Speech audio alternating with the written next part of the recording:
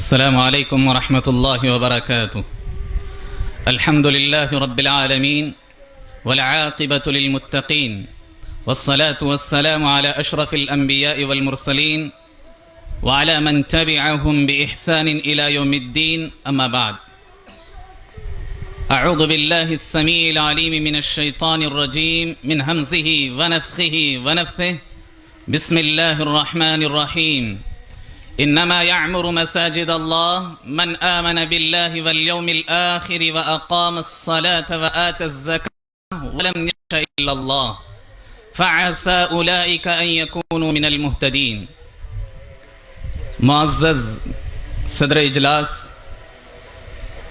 مجلس میں موجود علماء کرام، بزرگان محترم، نوجوان ساتھیوں، پیارے بچوں اور پردہ نشین خواتین اسلام، مجھے ایک مختصر وقت کے لیے آپ کے درمیان کھڑا کیا گیا ہے.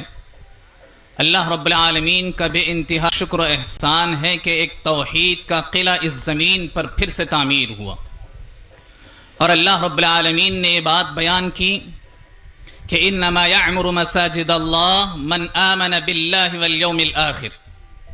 اللہ رب العالمین کے گھر کو وہی لوگ تعمیر کرتے ہیں جن کے دلوں میں اللہ اور یوم آخرت پر ایمان ہوتا ہے. وَأَقَامَ الصَّلَاةَ، اور وہ نماز قائم کرتے ہیں. وَآتَ الزَّكَاةَ، اور زکوٰۃ ادا کرتے ہیں. وَلَمْ يَخْشَ إِلَّا اللَّهُ، اور اللہ رب العالمین کے علاوہ کسی سے نہیں ڈرتے.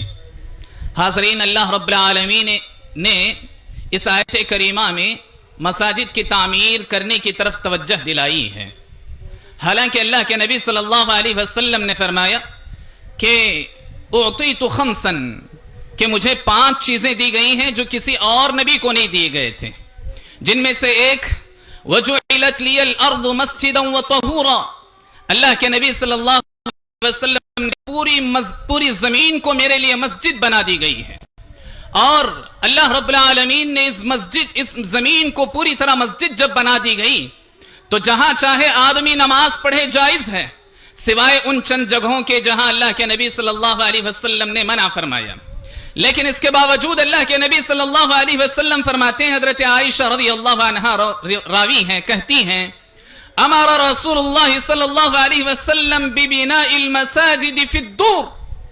اللہ کے نبی صلی اللہ علیہ وسلم نے فرمایا کہ تمہیں چاہیے کہ جہاں جہاں محلے بنتے جائیں، جس محلے میں بھی گھر بن رہے ہوں، اس محلے میں لازماً ایک مسجد تعمیر ہونی چاہیے. حاضرین، آپ اس آیت کریمہ پر غور کریں، پھر اس حدیث مبارکہ کو آپ اپنے سامنے رکھیں کہ اللہ کے نبی صلی اللہ علیہ وسلم کے لیے پوری زمین مسجد بنا دی گئی.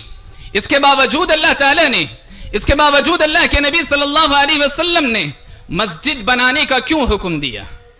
آدمی جہاں چاہے نماز پڑھے، اس کی نماز قبول ہے، لیکن جو مسجد اللہ کے نبی صلی اللہ علیہ وسلم نے تعمیر کرنے کا حکم دیا، دراصل اس کا اصل مقصد، اصل پرپس ہم سمجھ نہیں پا رہے ہیں.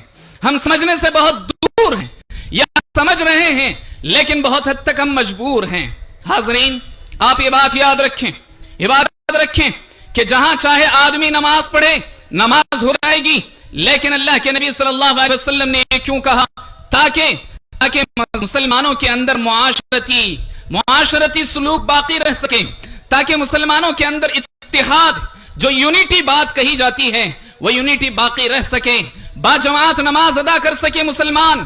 اسی لیے اللہ کے نبی صلی اللہ علیہ وسلم نے سب کو ایک جگہ اکٹھا کیا. اور یہ بات یاد رکھیں کہ یہ صرف مساجد نماز کے لیے نہیں ہے. آدمی جو سمجھتے ہیں کہ یہ صرف 5 اوقات کی نماز کے لیے اللہ رب العالمین نے مساجد ہمارے لیے، آپ کے لیے رکھے ہیں، بہت غلط تصور ہے. اگر ہم اور آپ قرآن و حدیث کو سمجھنے کی کوشش کریں تو یہ بات یاد رکھیں، مسلم معاشرے کے لیے جتنے بھی خیر کے کام ہو سکتے ہیں، انہی مساجد سے ہونا چاہیے. آپ کو میں اللہ کے نبی صلی اللہ علیہ وسلم کی اس سلوک کی طرف لے کر چلتا ہوں، یا اللہ کے نبی صلی اللہ علیہ وسلم کے اس کام کی طرف لے کر چلتا ہوں. اللہ کے نبی صلی اللہ علیہ وسلم مکہ سے مدینہ ہجرت کر کے آئے. آپ دیکھیں اللہ کے نبی صلی اللہ علیہ وسلم کے ساتھ جو صحابہ اکرام تھے وہ ننگے تھے، یعنی ان کے پاس بڑے صحیح سے کپڑے نہ تھے، صحابہ اکرام کے پاس صحیح سے چپل نہ تھے، صحابہ اکرام کے لیے چھت نہ تھی، صحابہ اکرام کے لیے کھانے پینے کے مسائل تھے۔ بہرحال مسائل کا ایک انبار تھا، بے شمار چیلنجز تھے، اس کے باوجود اللہ کے نبی صلی اللہ علیہ وسلم نے سب سے پہلے کیا چیز بنائی؟ اللہ کے بندو، سب سے پہلے اللہ کے نبی صلی اللہ علیہ وسلم نے مسجد بنائی۔ کیوں؟ اس لیے کہ تمام مسائل کا حل مسجد ہے اللہ کے بندو، تمام مسائل کا حل مساجد ہیں۔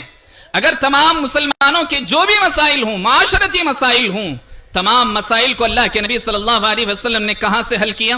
انہی مساجد سے حل کیا۔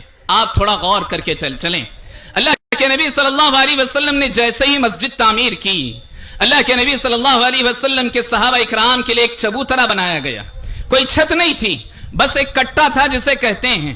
اللہ کے نبی صلی اللہ علیہ وسلم وہاں آ جاتے تھے اور تعلیم دیتے تھے، صحابہ اکرام علم حاصل کیا کرتے تھے۔ لیکن تمام صحابہ اکرام کے تمام تر ضروریات کہاں سے حل ہوتے تھے؟ اسی مسجد نبوی سے اللہ کے نبی صلی اللہ علیہ وسلم کے صحابہ اکرام کے مسائل حل ہوتے تھے۔ حاضرین، ضرورت اس بات کی ہے کہ ہم نے مسجد تو تعمیر کر دی، مسجد تو ہم نے تعمیر کر دی، لیکن اس مسجد کا حق اس محلے والوں پر بہت زیادہ ہے۔ یہاں سے ہماری عورتیں بھی جائیں تاکہ وہ علم حاصل کر سکیں، توحید کا، صحیح قرآن کا، صحیح حدیث کا علم حاصل کر سکیں، جس طرح کہ نبی صلی اللہ علیہ وسلم نے فرمایا طلب العلم فریضۃ علی کل مسلم، علم کا حاصل کرنا ہر مسلمان پر فرض ہے۔ اللہ کے بندو، ہماری خواتین کو ان مساجد سے جوڑنا چاہیے، ہمارے خواتین کو ان مساجد کے قریب کرنا چاہیے۔ اس لیے اللہ کے نبی صلی اللہ علیہ وسلم نے فرمایا لا تمنعوا اماء اللہ مساجدہ، اللہ کی ان بندیوں کو مساجد سے دور نہ کرو یا ان کو روکنے کی کوشش نہ کرو، اللہ کے نبی صلی اللہ علیہ وسلم نے فرمایا۔ اور آپ یہ بات بھی سمجھ لیں، اللہ کے نبی صلی اللہ علیہ وسلم کے دور میں جو خواتین آیا کرتی تھیں، خواتین جو اللہ کے نبی صلی اللہ علیہ وسلم کے دور میں مسجد کو آیا کرتی تھیں، اکثر و بیشتر رات کی تمام نمازوں میں آیا کرتی تھیں، یعنی یہ کہ عشاء کی نماز میں، فجر کی نماز میں، تاکہ لوگ کوئی پہچانے نہیں، تاکہ جو ہے پوری طرح پردے کا اہتمام ہو سکے۔ اسی لیے رات کی نمازوں میں لازماً اللہ کے نبی صلی اللہ علیہ وسلم کے ساتھ صحابیات پڑھا کرتی تھیں۔ ناظرین، ہمارے ان مساجد سے ہمارے بچوں کو جوڑنے کی ضرورت ہے۔ یہ بات یاد رکھیں، جو مسجد ہو، مسجد بہت اچھی کیوں نہ ہو، لیکن اگر وہاں بچوں کی تعلیم کا انتظام نہیں تو مسجد بیکار مسجد ہے۔ یعنی یہ کہ اس میں اہم کام جو اللہ کے نبی صلی اللہ علیہ وسلم نے جوڑ کر رکھا، اس کام سے ہم اور آپ ان مساجد کو دور رکھ رہے ہیں۔ ایسا نہیں کہ ہمیں ایک سینٹر بنا دینا چاہیے، وہاں بچوں کی تعلیم ہونی چاہیے، مساجد میں نہیں ہونی چاہیے، اس لیے کہ مسجدوں کو بچے گندا کر دیتے ہیں، مسجدوں کو خراب کر دیتے ہیں، اس کے قالین کو خراب کر دیتے ہیں۔ نہیں، بلکہ اللہ کے نبی صلی اللہ علیہ وسلم کی سنتوں کو آپ دیکھیں، اللہ کے نبی صلی اللہ علیہ وسلم چھوٹے بچوں کو باقاعدہ مسجد سے جوڑتے تھے۔ کہنے والے نے بڑی سچی بات کہی، بڑی اچھی بات کہی، آپ یاد رکھ کر جائیں۔ ایک مورخ نے لکھا کہ لوگوں، اگر تمہاری مساجد میں پچھلے صفوں سے اگر بچوں کی آوازیں نہیں آ رہی ہیں تو تمہارا مستقبل خراب ہے، تمہارا مستقبل خطرے میں ہے، تمہارا فیوچر بیکار ہے، اس لیے کہ تمہارے بچے تمہاری مساجد سے نہیں جڑ رہے ہیں۔ آج کی نسل، ہم اللہ کے گھروں کی حفاظت کر رہے ہیں، اللہ کے گھروں کی ہم تعمیر کر رہے ہیں، اللہ کے گھروں کی ہم جو ہے حفاظت کر رہے ہیں ضرور، لیکن ہماری اگلی نسلوں کا کیا ہوگا؟ اس لیے کہ ہمارے بچوں کو ہم نے مساجد سے دور رکھا۔ حاضرین، ان بچوں کے ساتھ ساتھ ہمیں غیر مسلموں کو بھی اپنے قریب کرنا چاہیے۔ اللہ کے نبی صلی اللہ علیہ وسلم کا وہ واقعہ آپ کو یاد ہے، اللہ کے نبی صلی اللہ علیہ وسلم غیر مسلموں کو مسجد سے قریب کیا کرتے تھے۔ قبیلہ بنی حنیفہ کا ایک بہت بڑا سردار ثمامہ بن اثال اللہ کے نبی صلی اللہ علیہ وسلم کا دشمن تھا، اللہ کے نبی صلی اللہ علیہ وسلم کو بارہا قتل کرنے کی کوشش کرتا تھا، لیکن ایک مرتبہ ایسے ہوا کہ اللہ کے نبی صلی اللہ علیہ وسلم کے صحابہ اکرام کو ایک سریے کے طور پر بھیجا، ایک جگہ میں بھیجا، وہاں صحابہ اکرام جا رہے تھے، اچانک دیکھا کہ ثمامہ بن اثال نظر آ گئے، ثمامہ بن اثال کو پکڑ لیا اور قیدی بنا کر اللہ کے نبی صلی اللہ علیہ وسلم کی خدمت میں حاضر کر دیا گیا۔ اللہ کے نبی صلی اللہ علیہ وسلم کے پاس جب لایا گیا، اللہ کے نبی صلی اللہ علیہ وسلم کی اسی مسجد کے ایک ستون سے، ایک پلر سے باندھ دیا گیا، ثمامہ بن اثال کو باندھ دیا گیا۔ اللہ کے نبی صلی اللہ علیہ وسلم وہاں سے گزرے، ثمامہ بن اثال کے پاس سے گزرے، پوچھا مالک یا ثمامہ، ऐ सुमामा तुम्हारा क्या हाल है बताओ। कहा, सुमामा बिन अस्साल ने कहा, या मोहम्मद इन तक्तुल तक्तुल ज़ादमिन व इन तुनइम अला शाकिरिन व इन कुंत लकल माल तुसल तुता। उसने कहा कि मैं तुम्हें 3 बातें देता हूं, 3 ऑप्शंस देता हूं। सुमामा बिन अस्साल कोई मामूली आदमी ना था, बहुत बड़े अपने कबीले का बड़ा सरदार था, बहुत बड़ा मालदार इंसान था। अल्लाह के नबी सल्लल्लाहु अलैहि वसल्लम के पास जब पकड़ कर लाया गया, एक गैर मुस्लिम है, कैदी है। अल्लाह के नबी सल्लल्लाहु अलैहि वसल्लम का सुलूक, अल्लाह के नबी सल्लल्लाहु अलैहि वसल्लम का सुलूक देखो, इसकी तरफ मैं आपको ले जाना चाहता हूं। सुमामा बिन अस्साल ने कहा, अगर तुम मुझे कत्ल करते हो तो तुम्हारा कत्ल करना जायज है, इसलिए कि तुम एक ऐसे मुजरिम को कत्ल कर रहे हो जो तुम्हारे खून का प्यासा था, तुम्हारे लिए कत्ल करना जायज है। वइन तुनइम अला शाकिरिन, और अगर तुम मुझे छोड़ देते हो तो ये ऐसा बंदा है कि एहसान को याद रखता है और एहसान को जरूर चुकाएगा अगली जिंदगी में। और अगर तुम ये चाहते हो कि मुझसे माल हासिल करना चाहते हो, मुझे पूछो, जो पूछना है, जितना पूछना है पूछो, मैं तुम्हें देने के लिए तैयार हूं। अल्लाह के नबी सल्लल्लाहु अलैहि वसल्लम खामोश रहे, वहां से चले गए। सहाबा इकराम से अल्लाह के नबी सल्लल्लाहु अलैहि वसल्लम ने फरमाया, इनके साथ अच्छा सलूक करना। तो सहाबा इकराम रिज़वानुल्लाहि अलैहिम अजमाइन ने इनके साथ क्या सलूक किया। सहाबा इकराम खुद भूखे रहते थे, इनको खिलाते थे। सहाबा इकराम खुद प्यासे रहते थे, अपने ऊंट का ताजा दूध निकाल कर इसे सुमामा बिन अस्साल को पिलाया करते थे। ये सब अखलाक को देख रहा था। अल्लाह के नबी सल्लल्लाहु अलैहि वसल्लम दूसरे दिन आए। दूसरे दिन सुमामा से फिर पूछा, बताओ सुमामा क्या मामला है। मा इंदका या सुमामा, फिर वही सवाल किया जो पहले दिन किया था, वही क्वेश्चन किया जो पहले दिन किया था। फिर उसने कहा, कद कुल्तु लक, जो कुछ मैंने पहले दिन कहा वही मामला है, वही है। यानी ये कि तुम अगर कत्ल करना चाहते हो तो कत्ल करो दो, या फिर तुम जो है मुझे छोड़ देते हो तो इसका बदला मैं जरूर दूंगा, या फिर तुम माल पूछना चाहते हो तो माल पूछो, मैं तुम्हें देने के लिए तैयार हूं। अल्लाह के नबी सल्लल्लाहु अलैहि वसल्लम फिर वहां से चले गए। तीसरे दिन अल्लाह के नबी सल्लल्लाहु अलैहि वसल्लम आए, आकर फिर पूछा, मा इंदका या सुमामा, फिर पूछा, सवाल किया, तुम्हारा क्या मामला है, तुम क्या चाहते हो, अब ये बताओ। तो उसने, सुमामा ने कहा, वही बात जो मैंने कल कही थी, परसों कही थी, वही बात आज भी कहता हूं। अल्लाह के नबी सल्लल्लाहु अलैहि वसल्लम ने सहाबा इकराम से कहा, उतलुकु सुमामा, सुमामा को आजाद कर दो। अल्लाह के नबी सल्लल्लाहु अलैहि वसल्लम ने कहा, ना इससे कत्ल करना, ना इससे कोई चीज लेना, ना इससे कोई जो है फिदिया लेना, बल्कि इसे छोड़ देना। अल्लाह के नबी सल्लल्लाहु अलैहि वसल्लम के हुक्म पर, अल्लाह के नबी सल्लल्लाहु अलैहि वसल्लम के हुक्म पर इसे छोड़ दिया गया। सुमामा गए, जाकर के करीब के एक बाग से गुस्ल किया और डायरेक्ट आकर के अल्लाह के नबी सल्लल्लाहु अलैहि वसल्लम के सामने शहादतैन का इकरार करते हुए कहा, अशहदु अल्ला इलाहा इल्लल्लाह व अन्ना मुहम्मदुर रसूलुल्लाह, ये कहना था। फिर उसने कहा, अल्लाह की कसम, आज से पहले आपके चेहरे से ज्यादा गंदा चेहरा मेरे नजदीक कोई नहीं था, लेकिन आज के बाद आपके चेहरे से ज्यादा मुबारक इस जमीन पर चेहरा कोई नहीं है।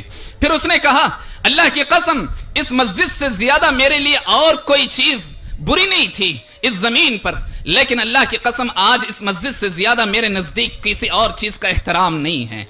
और फिर उसने कहा, इस शहर से ज्यादा बुरा शहर कोई नहीं था मेरे नजदीक, लेकिन आज इस शहर से ज्यादा मुअज्जज शहर और मेरे नजदीक कोई नहीं है। फिर उसने कहा, ऐ अल्लाह के नबी, अब आप ये बताइए मैं क्या करना चाहिए। असल में बात यह है कि मैं उम्रे के लिए जा रहा था, आप जानते हैं कि मुशरिकीन भी उम्रा किया करते थे।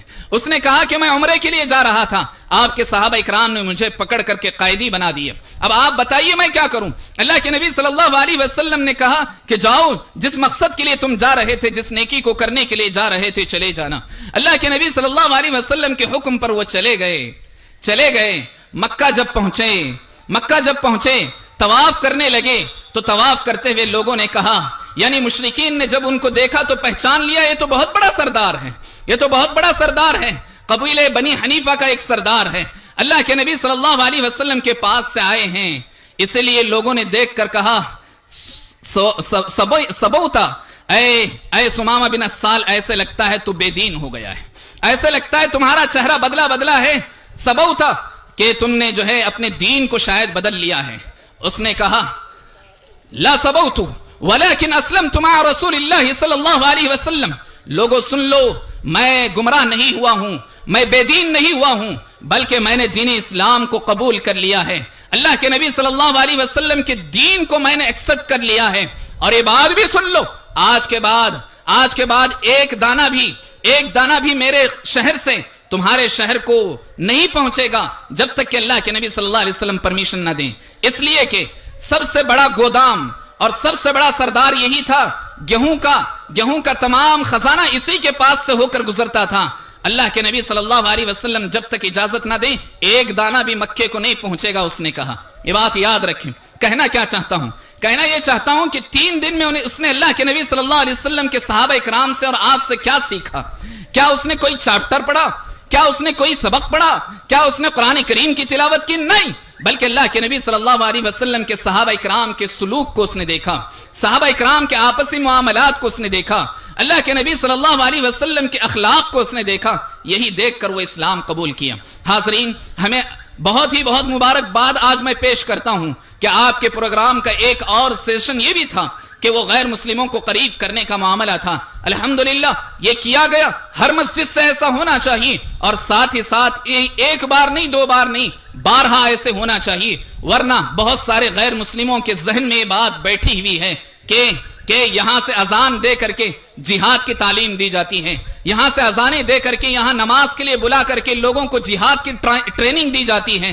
لیکن آج ہمیں اپنے غیر مسلم بھائیوں سے کہنے کی ضرورت ہے، یہ بتانے کی ضرورت ہے، یہ سمجھانے کی ضرورت ہے کہ یقیناً یہ اللہ رب العالمین کے گھر ہیں، اور یہ اللہ رب العالمین کے ایسے گھر ہیں جو مسلمانوں کے لیے قلعہ ہیں، مسلمانوں کے لیے قلعہ ہیں۔ اور یہ بات یاد رکھو اللہ کے بندو، اسلام مسلمانوں کو اس لیے جمع کرتا ہے تاکہ مسلمانوں کے تمام مسائل یہاں سے حل ہو سکیں۔